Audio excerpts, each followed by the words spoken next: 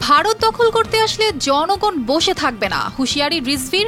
আগ্রাসনের প্রতিবাদে আগরতলা অভিমুখে বিএনপির ৩ সংগঠনের লং মার্চ।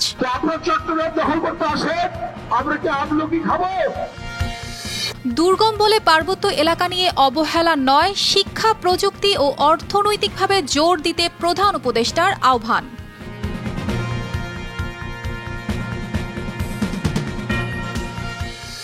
সংখ্যালঘু নিয়ে ঢাকায় ভারতের পররাষ্ট্র সচিবের বক্তব্য সম্পর্ক উন্নয়নে সহায়ক নয়, তিক্ততা ভুলে সামনে এগিয়ে যাওয়ার বার্তা ইতিবাচক, মত সাবেক কূটনীতিকের।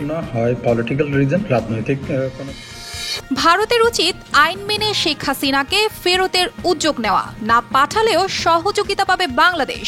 চিফ প্রসিকিউটর টবি ক্যাডম্যান যে শেখ হাসিনাকে ভারত থেকে বাংলাদেশে আনার ব্যাপারে তারা তাকে ফেরত পাঠাবেন।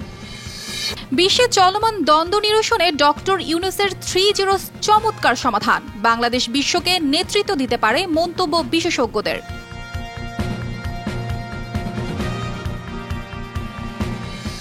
তরুণ প্রজন্মকে বাদ দিয়ে বাংলাদেশের রাষ্ট্রীয় ক্ষমতা দখল করার পরিকল্পনা কেউ যদি করে থাকে তাহলে সেটি ভুল সিদ্ধান্ত হবে বলে মন্তব্য করেছেন সমন্বয়ক হাসনাত আব্দুল্লাহ। সাধারণভাবে বিদেশ ভ্রমণ নিরুৎসাহিত করে সরকারি কর্মকর্তাদের বিদেশ ভ্রমণের ক্ষেত্রে 13 দফা নির্দেশনা দিয়েছে অন্তর্বর্তী সরকার।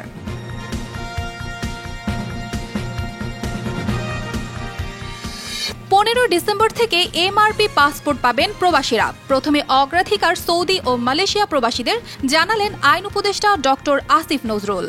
ডিসেম্বর থেকে আপনারা এমআইপি পাসপোর্ট পাওয়া শুরু করবেন। সিরিয়ায় ইতিহাসের সবচেয়ে বড় বিমান হামলা ইসরায়েলের। সিরিয়ার বিরুদ্ধে চলছে যুক্তরাষ্ট্রের ষড়যন্ত্র, মন্তব্য ইরানের।